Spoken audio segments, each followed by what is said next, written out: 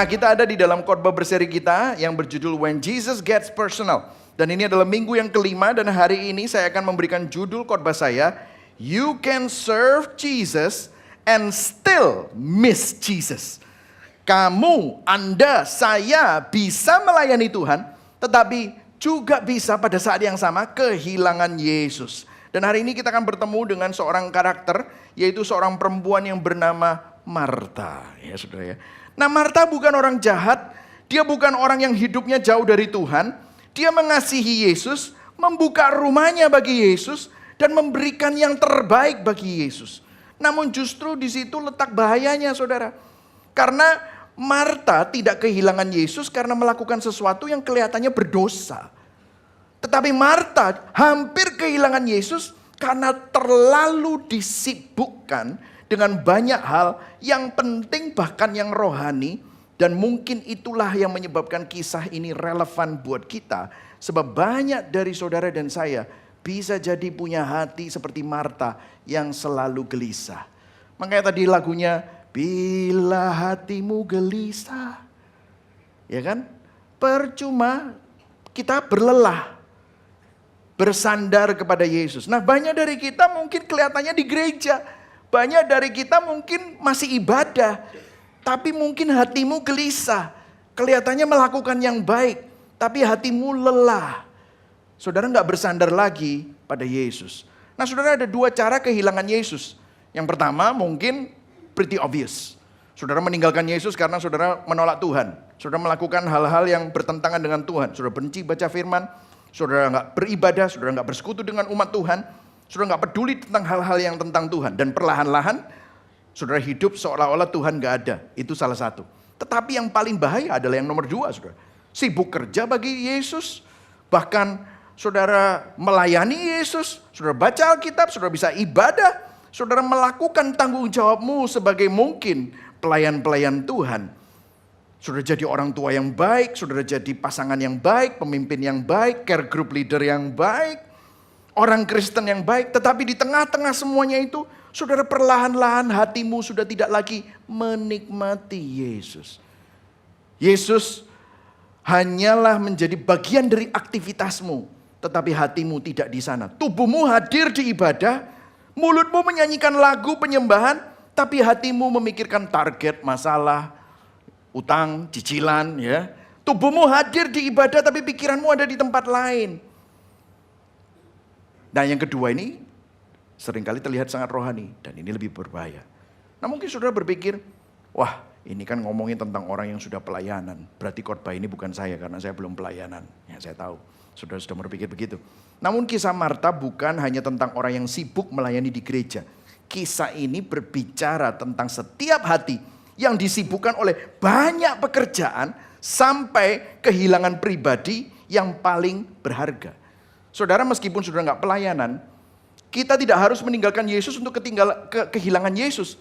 Kita hanya perlu begitu sibuk dengan banyak hal yang baik. Sampai kita tidak lagi menikmatinya. Saudara bisa sibuk bangun bisnis, saudara bisa sibuk besarin anak. Mengejar prestasi, menjaga image, menyelesaikan semua masalahmu. Mempertahankan kendalimu. Sampai saudara gak bisa lagi menikmati Yesus. Nah mungkin pertanyaan yang mau saya ajukan sebelum kita masuk dalam khotbah ini, begini dulu. Apa yang begitu menyita perhatianmu, energimu, dan hatimu, sampai kamu gak punya ruang untuk Tuhan? Saudara, setiap kita sedang memberikan hidup kita kepada sesuatu. Waktu, energi, pikiran, emosi, perhatian pasti kepada sesuatu. Ada yang memberi hidupnya pada karir, memberi hidupnya pada pencapaian, memberi hidupnya pada pelayanan. Jadi pertanyaannya begini saudara. Bukan apakah saudara sedang melayani di gereja atau melayani Tuhan. Mungkin bisa. Tetapi gini, apa yang sedang kamu layani dengan hidupmu? Itu pertanyaan yang lebih penting. Kamu sedang melayani apa dengan hidupmu? Nah kita masuk dalam teks kita. Ini is a short one, tetapi very beautiful and very heavy. Deep, ya. Lukas 10 ayat 38 sampai 42 kita baca yang genap dan kemudian saya baca yang ganjil. Kita baca sama-sama ayat 38. 1, 2, 3. Ketika Yesus dan murid-muridnya dalam perjalanan, tibalah ia di seorang perempuan yang bernama Marta menerima dia di rumahnya. Perempuan itu mempunyai seorang saudara yang bernama Maria. Maria ini duduk dekat kaki Tuhan dan terus mendengar perkataannya. Ayat 40. Sedang Marta sibuk sekali melayani, ia mendekati Yesus dan berkata, Tuhan, tidakkah engkau peduli bahwa saudaraku membiarkan aku melayani seorang diri? Suruhlah dia membantu aku. Nah, dari sini aja sudah mulai kelihatan ya saudara ya. Oke, ayat 41.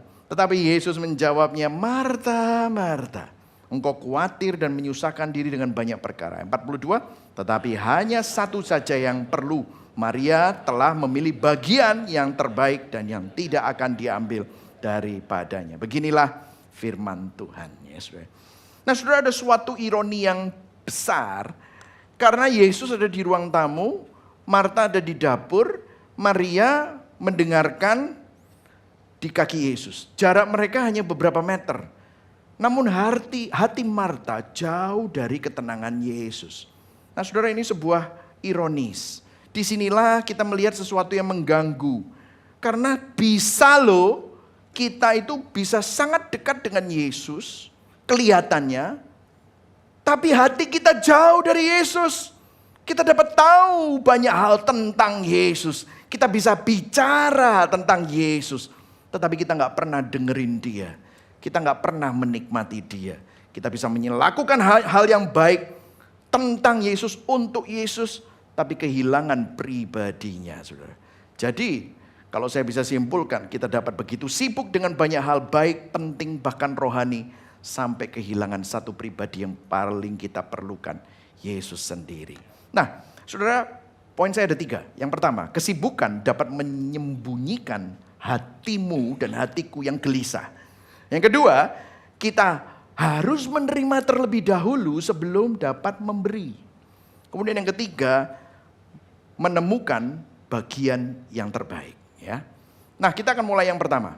Kesibukan dapat menyembunyikan hati yang gelisah. Our activity can hide our restless heart. Nah, kalau sudah baca ayat 40, dikatakan begini. Marta sibuk sekali melayani. Nah, dalam bahasa aslinya, kata yang dipakai memberikan gambaran sibuk ini ya, adalah memberikan gambaran seorang yang ditarik atau diseret ke berbagai arah. Sibuk, perhatiannya terpecah. Nah saudara, tubuhnya di satu tempat, tapi pikirannya berada di 10 tempat sekaligus. Sudah pernah melakukan itu? Kita duduk di meja makan, tapi pikiranmu ada di tempat lain. Sehingga sampai ada orang jawab, woi, nang di pikiranmu. Karena saudara bisa ada di sana, bahkan tapi pikiranmu ada di tempat lain. Kita bisa bersama dengan pasangan kita, tapi terus melihat telepon. Kita bersama anak kita bisa main dengan anak kita, tetapi saudara mikirin cicilan. Bisa saudara. Kita bisa berdoa, tapi di dalam hati saudara pikiran kemana-mana. Pernah seperti itu? Atau cuma saya saja? Nah secara fisik kita hadir, tetapi secara batin kita tidak pernah sungguh-sungguh berada di sana. This is what we call distracted living. Saudara, we call distracted living sekarang itu kayak, pastor saya nggak distracted, saya ini multitasking. Wah kan gitu kan saudara ya.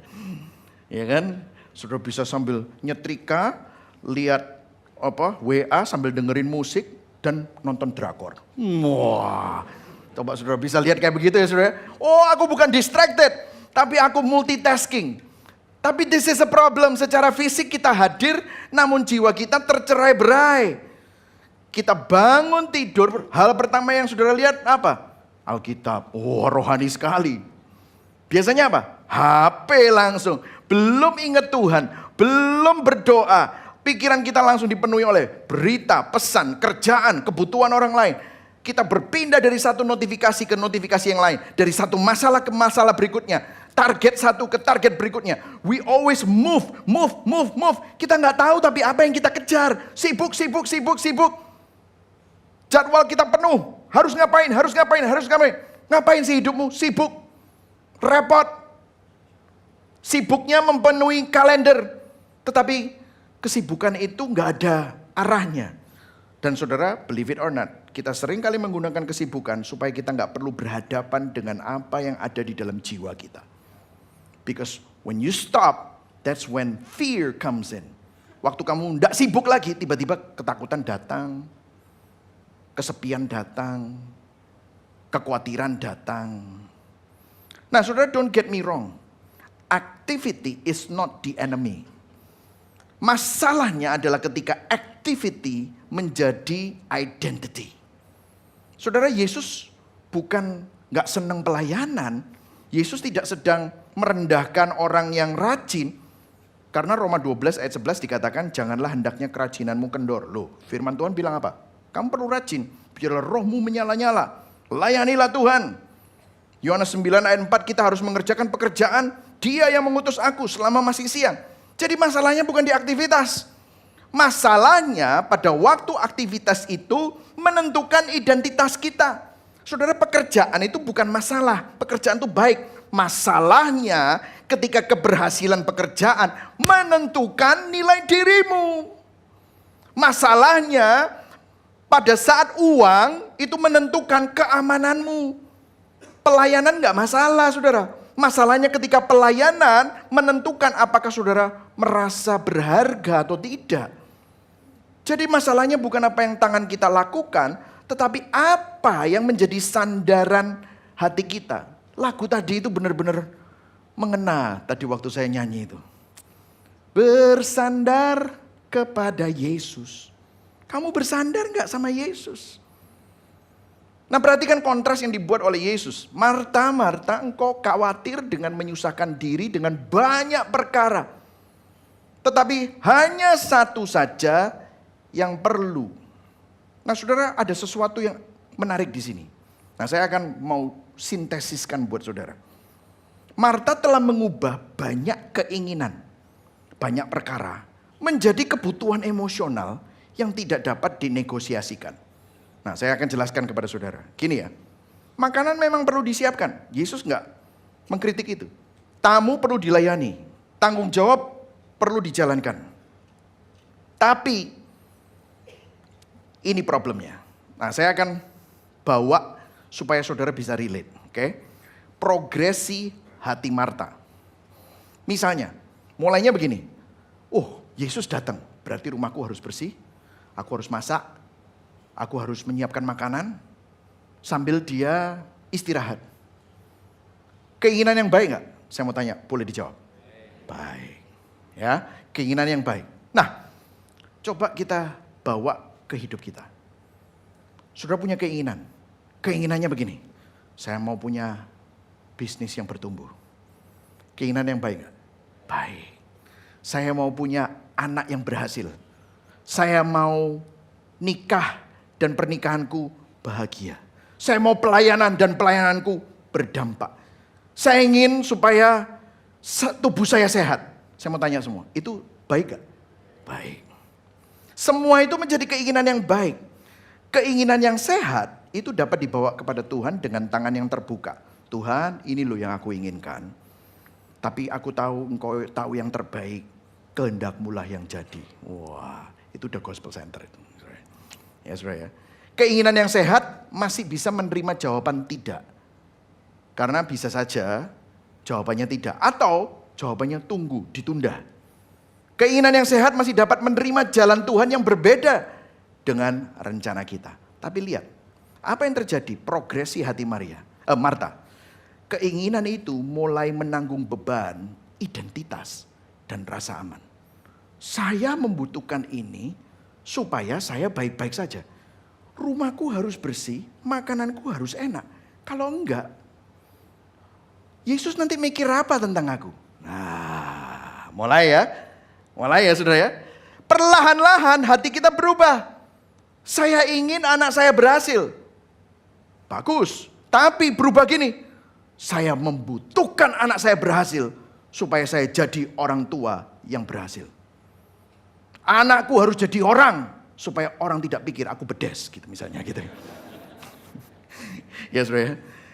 Saya harus membuat bisnisku bertumbuh supaya orang melihat aku berhasil. I am blessed. Loh, tiba-tiba gitu saudara.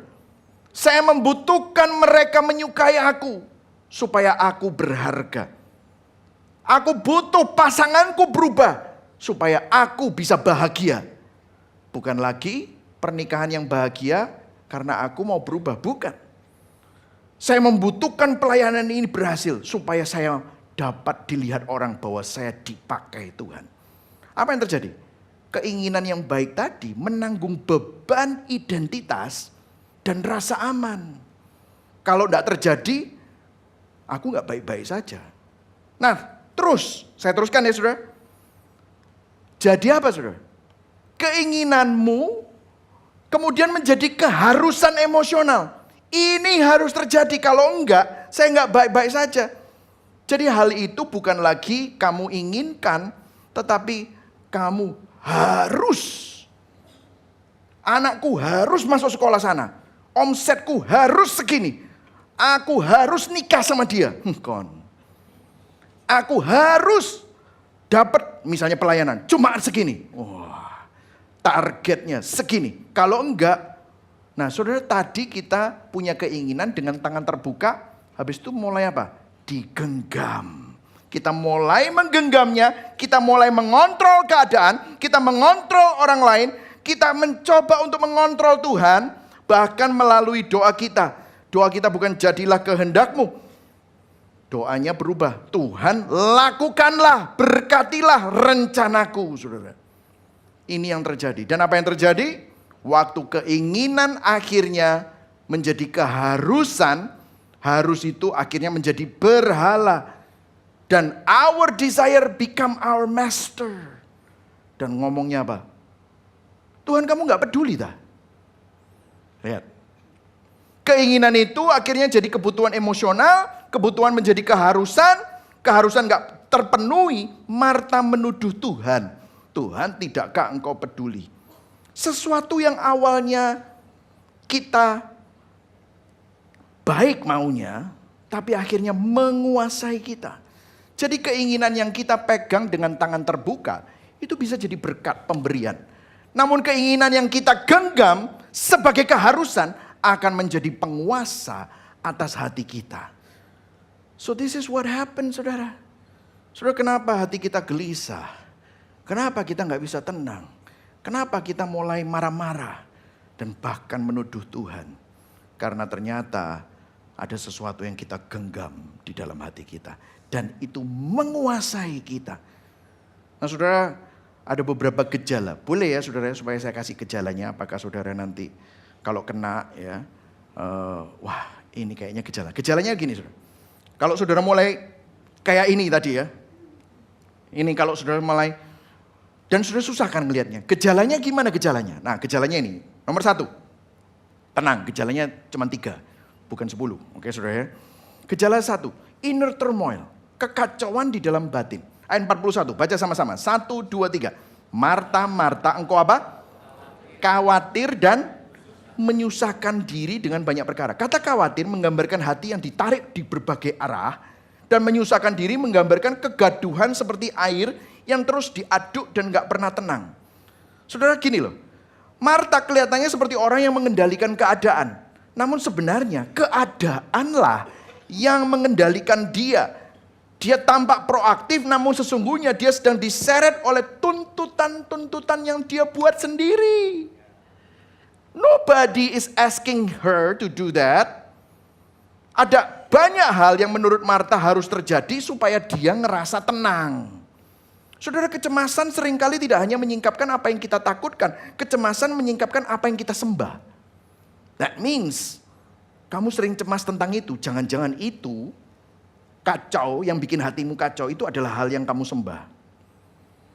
Kalau saudara tidak mungkin tenang tanpa keberhasilan, mungkin keberhasilan jadi Tuhanmu. Kalau saudara nggak bisa bersuka cita tanpa pengakuan, mungkin pengakuan sudah jadi Tuhanmu. Kalau saudara nggak merasa aman ketika rencanamu berubah, mungkin kontrol, kendali sudah menjadi Tuhanmu. Hatimu gelisah. Bila hatimu gelisah, percumalah berlelah. Kenapa kamu gelisah? Percuma berlelah. Augustine di dalam bukunya Confession dia bilang ini, You have made us for yourself, O Lord, and our hearts are restless until they rest in you. Engkau menciptakan kami bagi dirimu ya Tuhan.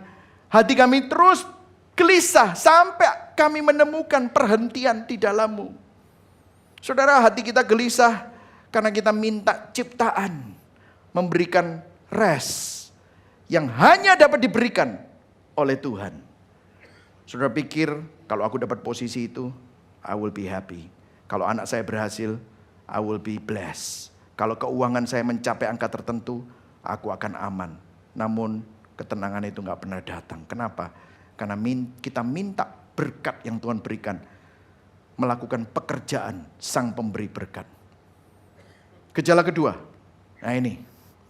Irritation with others. Jengkel sama orang lain. Kegelisahan dalam hati selalu membuat kamu jengkel sama orang lain. Bencek noi, malah lunggu-lunggu aku kora-kora. Ya apa sih? Loh, Maria itu adalah adik yang sangat dikasihi loh oleh Marta. Dia sudah tidak melihat orang yang dikasihi lagi. Dia ngelihat apa? Iki masalah. Mencek noi. Ya, dia membiarkan aku kerja seorang diri. Saudara gini ya, ketika seseorang berdiri antara kita dan berhala kita, orang itu akan terasa seperti musuh. Kalau berhalamu kontrol, orang yang mengubah rencanamu akan membuat kamu jengkel. Kalau berhalamu penerimaan, orang yang mengkritik kamu akan seperti seancaman.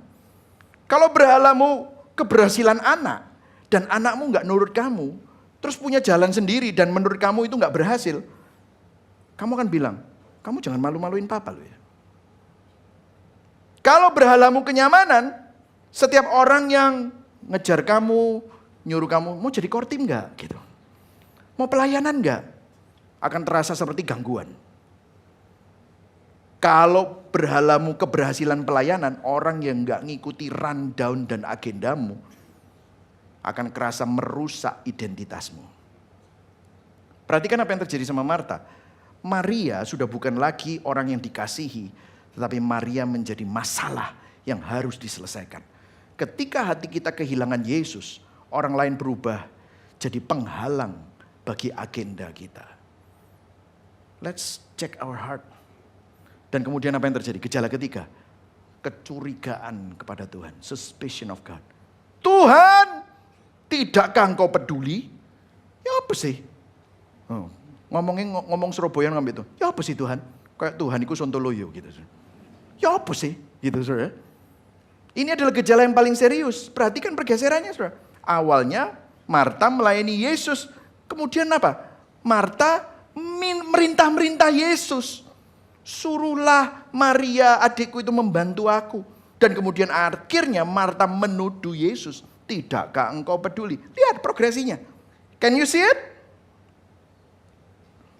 Lu Marta ngomong semuanya dilakukan bagi Yesus awalnya. Kalau memang sungguh-sungguh bagi Yesus, maka Yesus punya hak dong untuk mengubah rencananya. Betul? Kalau kita sungguh-sungguh melayani agenda Yesus, kita dapat terima dong kalau Yesus mengubah agenda kita. Namun Marta gak bisa. Kenapa? Karena tanpa disadari, Marta sedang memakai Yesus bagi agendanya sendiri. Doa yang tidak dijawab tidak menciptakan berhala di dalam hati. Doa yang tidak dijawab dan kamu marah dan kamu curiga sama Tuhan, itu menyingkapkan berhala yang sudah ada di sana, yang selama ini tertutupi dengan semua aktivitas kita. Dan saudara, apa yang menjadi reaksi Yesus? Reaksi Yesus luar biasa. Dia katakan apa? Baca sama-sama.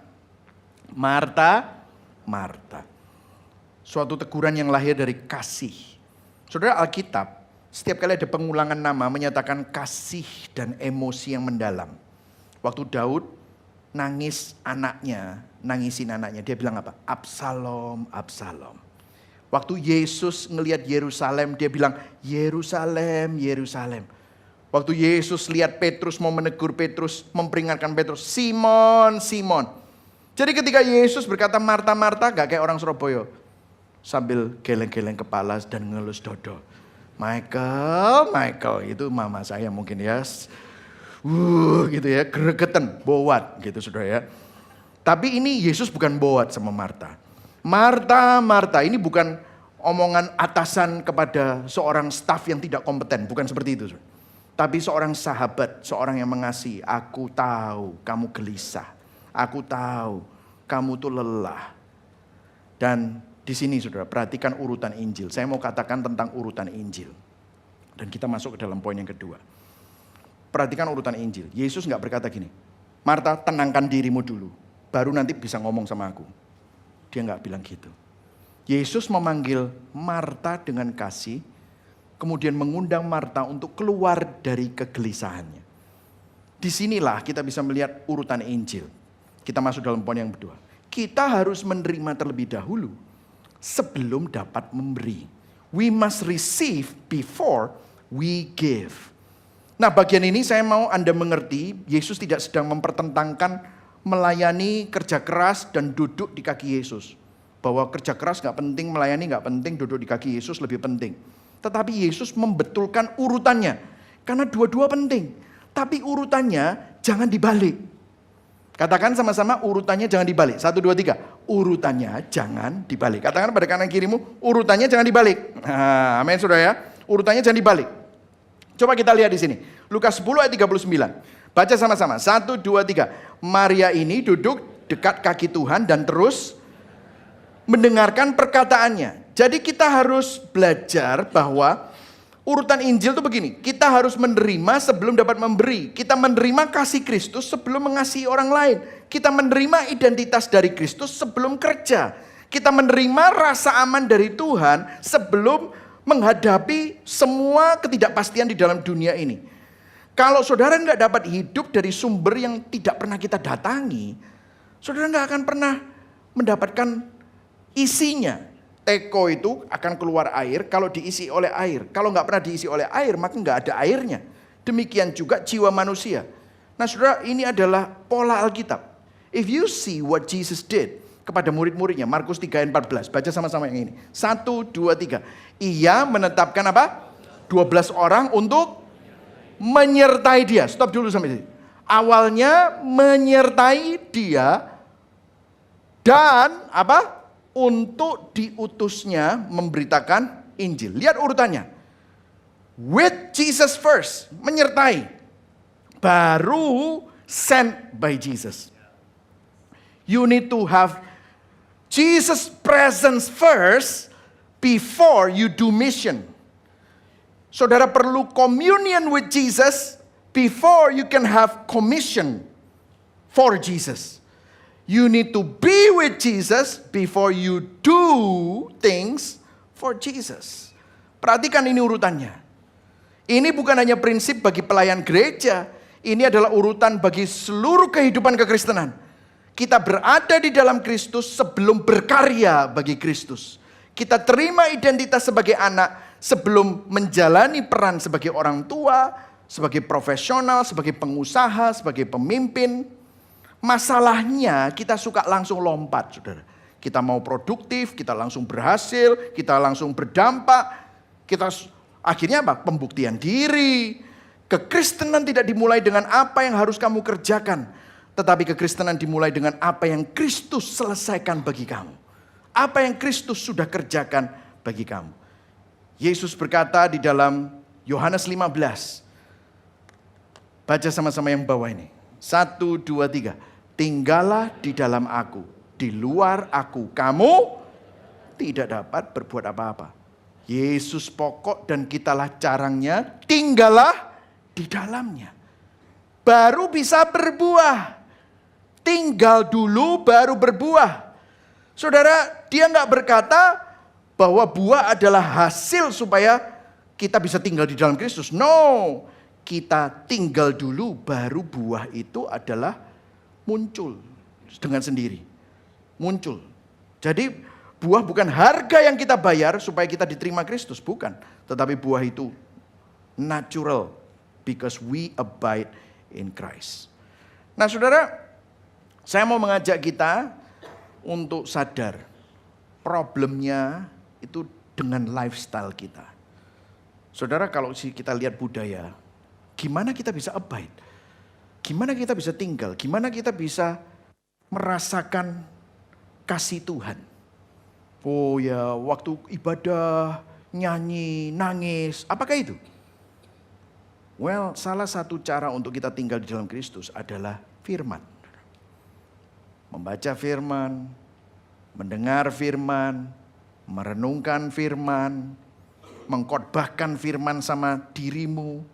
Karena kita dibombardir dengan filosofi dunia. Nah, problemnya adalah begini, saudara. Ini problem. Ya, problem. Ini perlu didengarkan. Mungkin sekarang saudara lagi melakukan itu. Kita hidup dalam budaya scanning. Ya kan? Baca headline, bukan seluruh artikel. Saya kadang-kadang sengaja, kalau bikin postingan itu 11 slide. Saya pengen lihat, so posting komen, baru baca 2 slide, wis langsung komen-komen. Terus saya lihat, oh wis komen. Ini baru sampai slide 3 ya, wis komen. Padahal tak jawab itu jawabannya di slide 10. Terus saya bilang, baca dulu. Pertanyaanmu tadi sudah dijawab di slide 8 gitu. Ketara saudara, kita cuma baca headline, gak selesai, skip. Nontonnya bukan nonton full. Nontonnya apa? Klip. Nah, berapa banyak kalau ada voice note atau kalau nonton YouTube dipercepat 2 kali lipat. Suaranya jadi gitu. Nang cepetan gitu loh. Opposite pointing gitu. Lompat dari satu notifikasi ke notifikasi berikutnya. Nah, masalahnya kalau kita hidup dalam budaya scanning seperti ini, kita bawa kebiasaan itu untuk baca firman Tuhan. Akhirnya apa? Kita baca firman Tuhan juga apa? Scanning. Kita baca firman Tuhan cuma lihat headline-nya aja. Cari kata atau kalimat yang cocok untuk motivasi hari ini. Wah, kan begitu saudara. Kita tidak merenungkan, kita tidak mendengarkan, kita tidak mereflektifkan.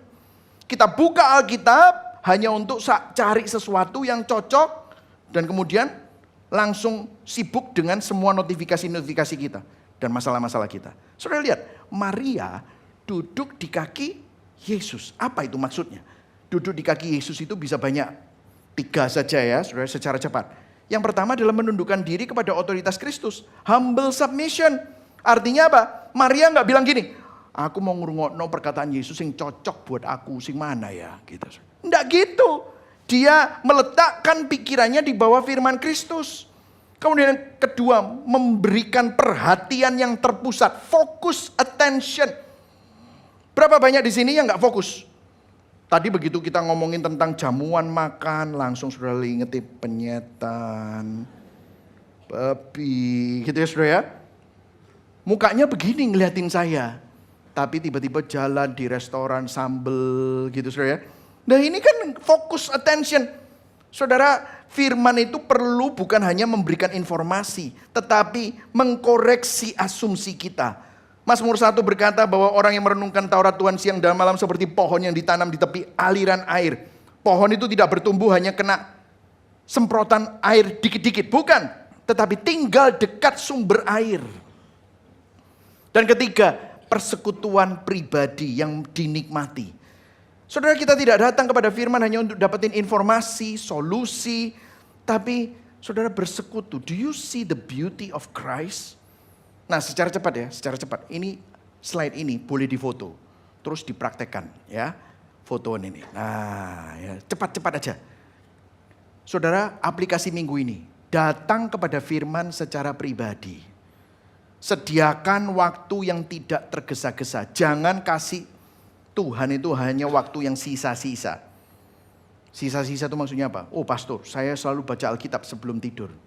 Tidak bisa saya tidur itu tanpa baca Alkitab. Karena begitu saya baca Alkitab langsung ngantuk dan tidur gitu. Itu namanya sisa-sisa saudara. Justru saudara harus fokus pada waktu baca. Dan kemudian yang 3, ayo baca sama-sama yang ketiga. 1, 2, 3. Izinkan firman apa? Membaca hati Anda. Jadi Anda bukan baca firman kayak baca koran atau cari informasi. Tapi waktu sudah baca firman, sudah nggak cuma hanya gini, apa ya yang aku harus lakukan? Enggak. Apa yang teks ini tunjukkan tentang Tuhan? Apa yang sedang aku percayai tentang Kristus? Aku ternyata kurang percaya loh sama Tuhan. Apa yang saya pikir saya harus miliki supaya saya baik-baik saja. Jangan-jangan itu berhalaku. Bagaimana Injil mengubah responku?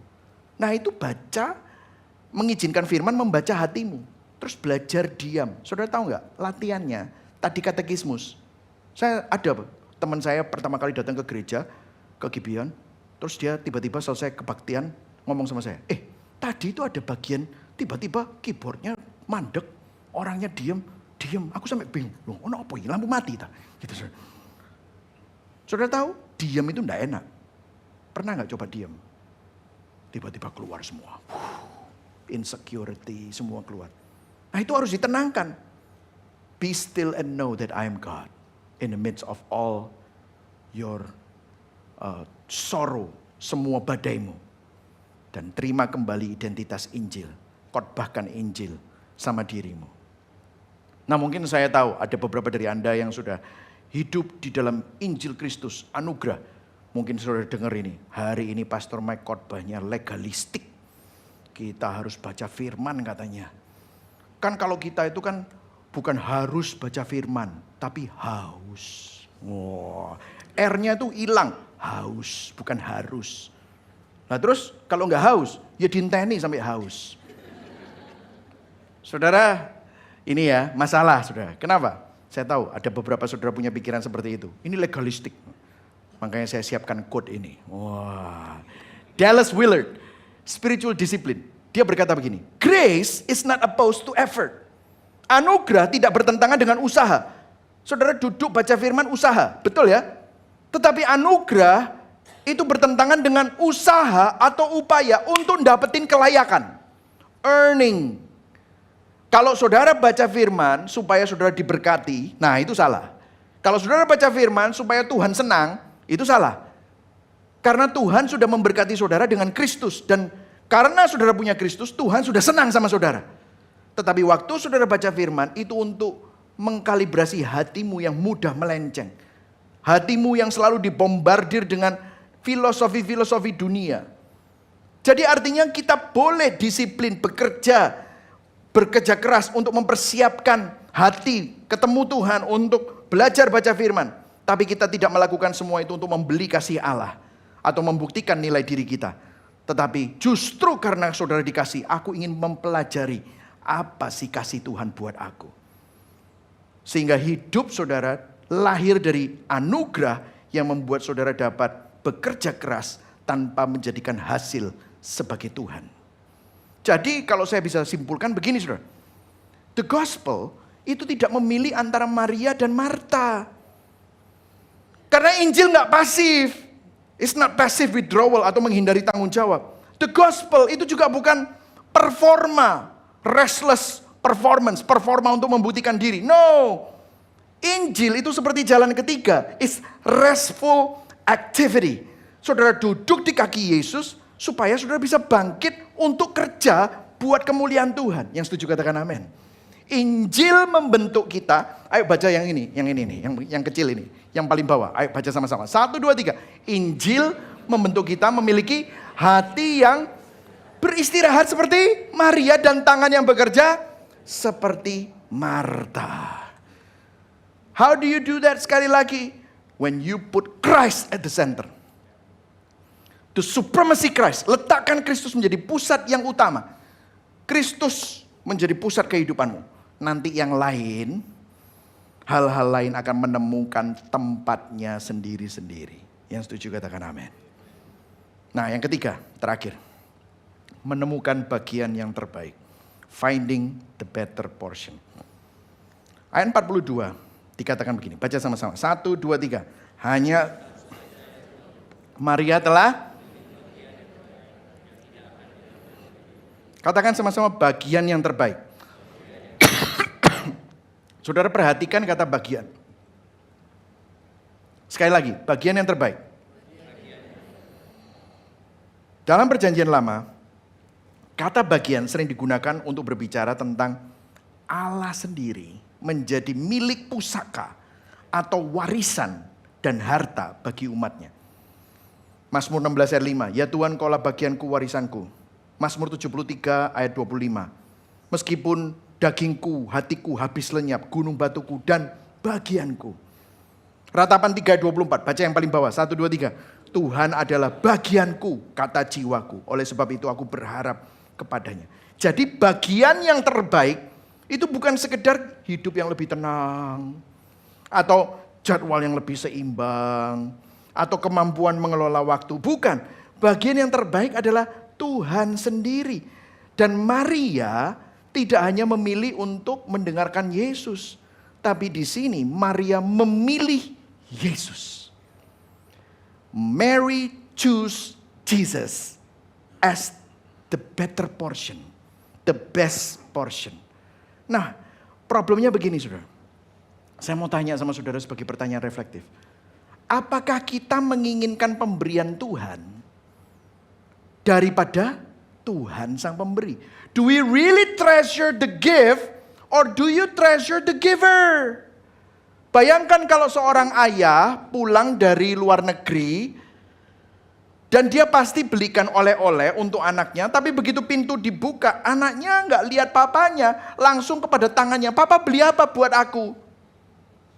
Atau yang satunya adalah anaknya langsung ke pelukan papanya dan memeluk papanya. Karena yang paling berharga bukan apa yang ada di tangannya, tetapi yang paling berharga adalah pribadi yang datang. Saudara, many times kita datang kepada Tuhan hanya untuk mendapatkan tangannya. Tuhan berkatku mana? Kesembuhanku mana? Terobosanku mana? Hasilku mana? Jawaban doaku mana? Kita begitu terpaku sama tangan Tuhan sampai kita kelewatan sama wajah Tuhan. This is a problem. Kita menginginkan pemberian Tuhan lebih daripada sang pemberi. Dan ayat 42b diulang lagi. Bagian yang terbaik yang tidak akan diambil dari dia. Perhatikan saudara, segala sesuatu dapat diambil. Segala sesuatu yang ada di dunia ini dapat hilang. Sudah tahu apa yang gak bisa hilang? Apa yang gak bisa diambil? Hanya Kristus, bagian yang terbaik yang tidak dapat diambil. Posisimu, jabatanmu, kerjaanmu, produktivitasmu, kesehatanmu, keluargamu, relasimu dapat diambil semua. Anak-anakmu akan meninggalkan kamu. Kesehatanmu dapat menurun. Orang yang dulu mengujimu bisa menghinamu.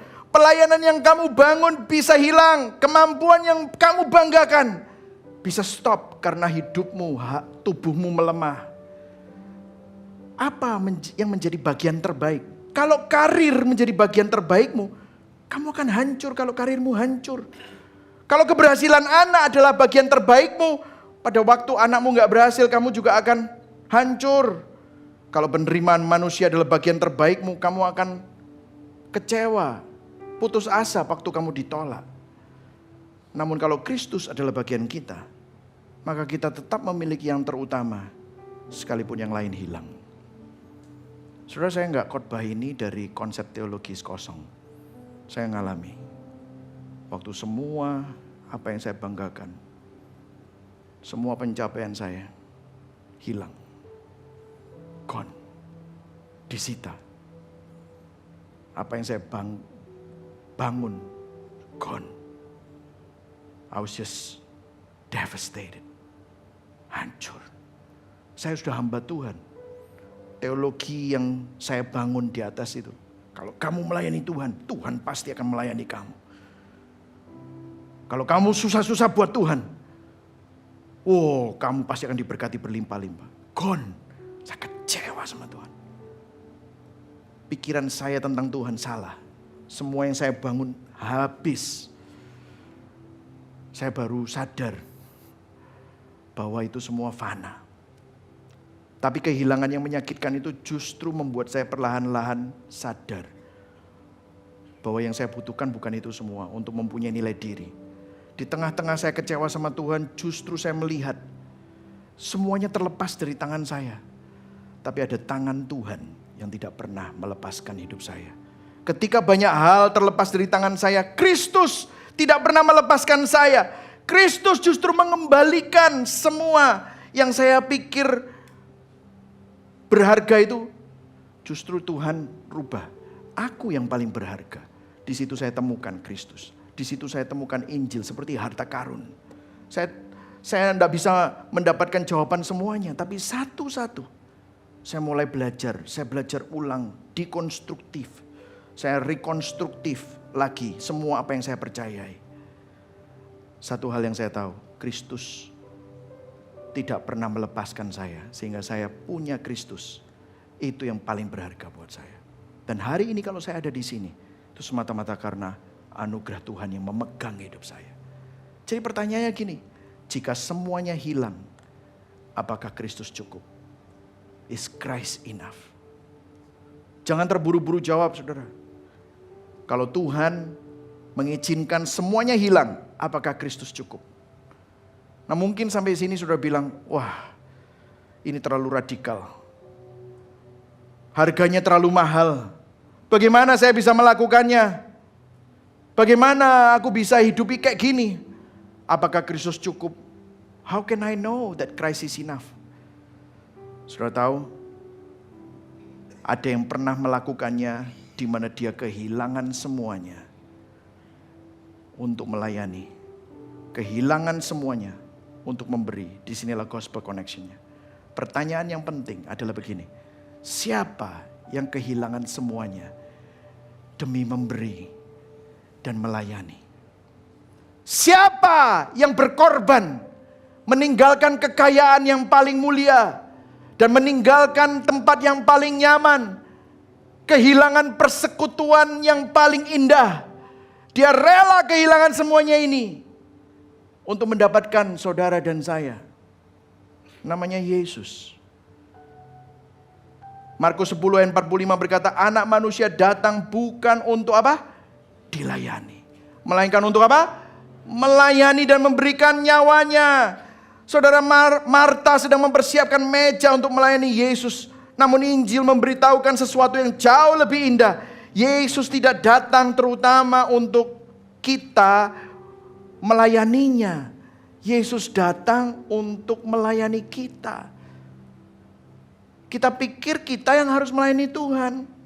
Namun Injil berkata sebelum kita bisa melakukan apa-apa untuk melayani Dia, Yesus telah melakukan sesuatu yang paling berarti bagi kita. Kekristenan tidak dimulai dengan apa yang saudara kerjakan bagi Kristus. Kekristenan dimulai dengan apa yang Kristus lakukan dan selesaikan buat saudara. Itulah sebabnya pada malam sebelum Dia disalibkan, Yesus mengambil kain lenan. Dia menuangkan air, dia berlutut. Dan dia mulai membasuh kaki murid-muridnya.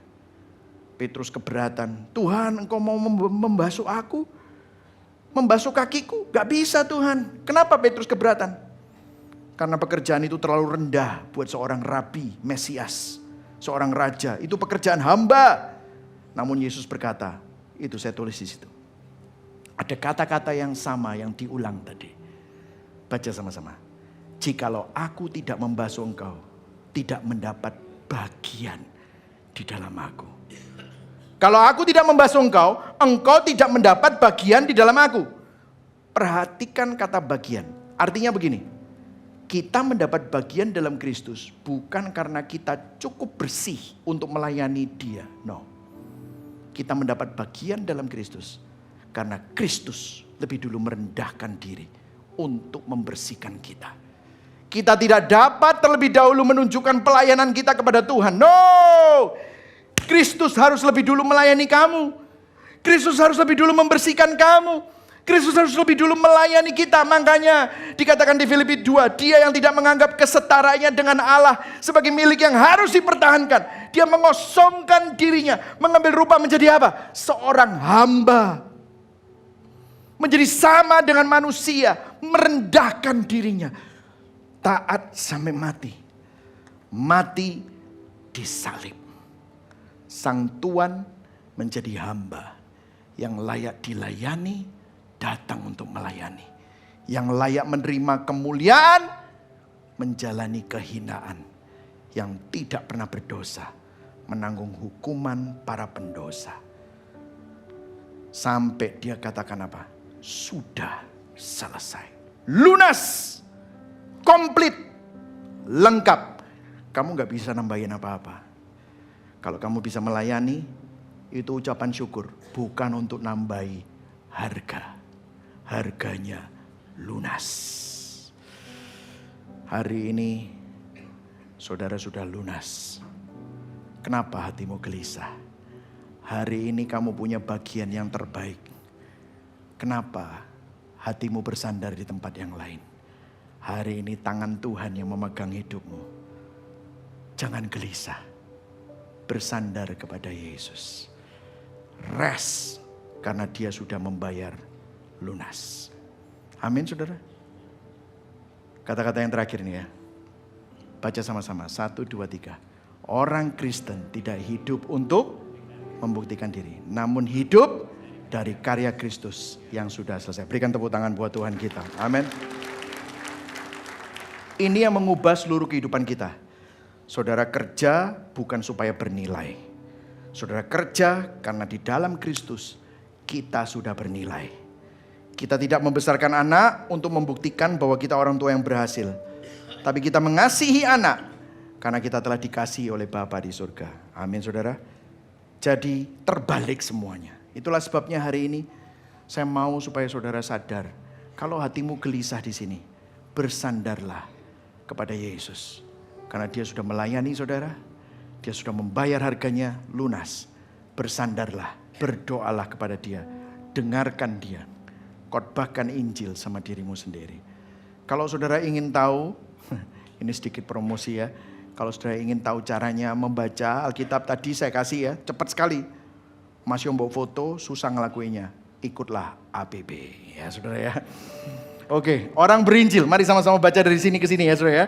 1, 2, 3. Orang berinjil tidak perlu membuktikan diri agar dikasihi. Karena apa? Di salib Kristus telah membuktikan kasih-Nya kepada kita yang tidak layak. Berikan tepuk tangan buat Tuhan kita. Amin. Kalau hari ini Anda melayani, orang berinjil tidak melayani supaya diterima. Namun dapat melayani karena apa?